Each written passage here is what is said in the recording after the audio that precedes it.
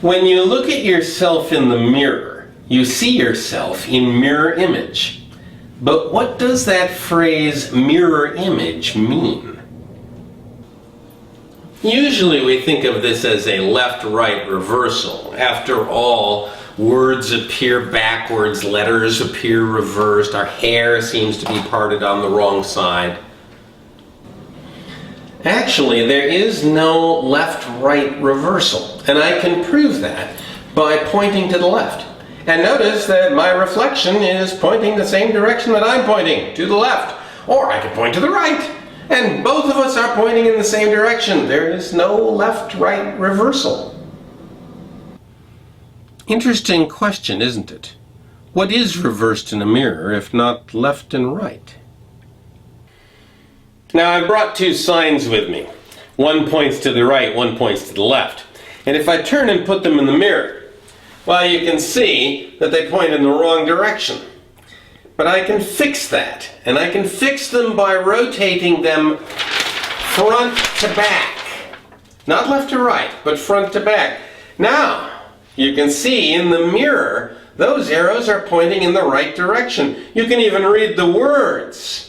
That was done through a front-to-back reversal. Now, look at me. I am facing my own reflection. My front is facing my reflection's front. That is a front-to-back reversal, not a left and right reversal. Mirrors do not invert left and right. They invert front and back. Now, let's say that there were two worlds. Ours, and one that was a mirror image of ours. Is there any experiment that you could perform that would tell you which of these two worlds you were in? If you think about this for a bit, you'll quickly come to the realization that the answer is no. Any experiment you perform in the mirror world will have precisely the same results as the corresponding experiment in our world. Indeed, even if you were speaking on the phone to someone in another place, there is no experiment the two of you could jointly perform that could tell you which world the two of you were in, or even if you were in different worlds. For example, you could try to ask the person on the phone what direction his watch was moving, but he's going to tell you that it's moving in the clockwise direction, regardless of which world he's in, because no matter what, it looks clockwise to the guy who's watching that watch. Physicists call this inability to tell which side of the mirror you are on the symmetry of parity. And indeed, the symmetry of parity is a fundamental law of physics. No, it ain't. No, it ain't. Leastways, not since 1934, see, 'cause that's when all the rules changed. Let me tell you this story, son. I used it to put my mule to sleep. See, it all started back in 1896 with a feller by the name of Becquerel. Remember back in episode 3 we talked about Becquerel's discovery of radioactivity when he noticed the fogging of photographic plates? 3 years later, in 1899, Ernest Rutherford discovered that there was more than one kind of radiation. He called the first kind alpha rays. They couldn't even penetrate one sheet of paper.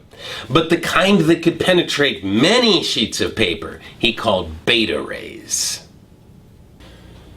A year later, Paul Villard discovered a third kind of radiation, which Rutherford named the gamma ray.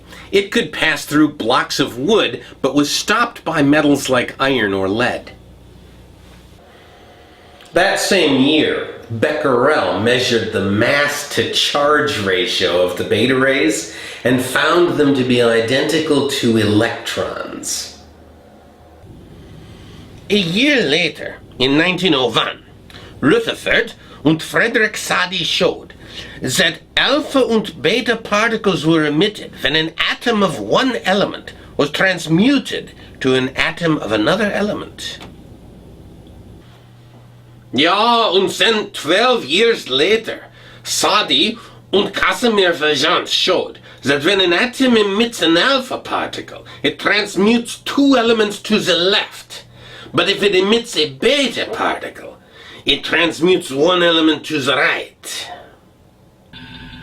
In 1911, Leiss, Meitner, and Otto Hahn showed that the beta ray, the electron, emitted by an atom that is transmuting one place to the right, did not have enough energy. Indeed, this missing energy was a huge problem. Meitner and Hahn knew the energy that ought to be emitted when an atom transmutes, but the beta ray, the electron that was leaving that reaction, did not carry that energy. Where did the energy go? Nobody knew. And so the situation remained for 19 years. It was a deeply disturbing puzzle. But then, in 1930, out of sheer desperation, Wolfgang Pauli suggested that maybe some neutral, undetectable particle was carrying the missing energy away. This here was a fella by the name of Enrico Fermi, and he thought this was a crackerjack of an idea. He named that particle the neutrino, which means little neutral one. That reminds me of my... Never mind what that reminds me of. Okay, well, in 1934, Fermi came up with a model for beta decay. He said that a neutron will eventually decay into a proton, an electron, a beta ray, and a neutrino. So if you measure the spin of the neutrino as it is moving away from you, you will see that it is always spinning clockwise, every time, no exceptions, clockwise. But if you ask your reflection to do the same experiment and have him tell you what direction the neutrino is spinning, he will tell you that the neutrino is spinning counterclockwise. So that there law of symmetry of parity ain't worth all them highfalutin syllables, is it? 'Cause it ain't right. There ain't no law of the symmetry of parity. Indeed. The breaking of that symmetry is no minor consideration. That we can tell what side of the mirror we live on is a fact so profound that other facts pale in comparison.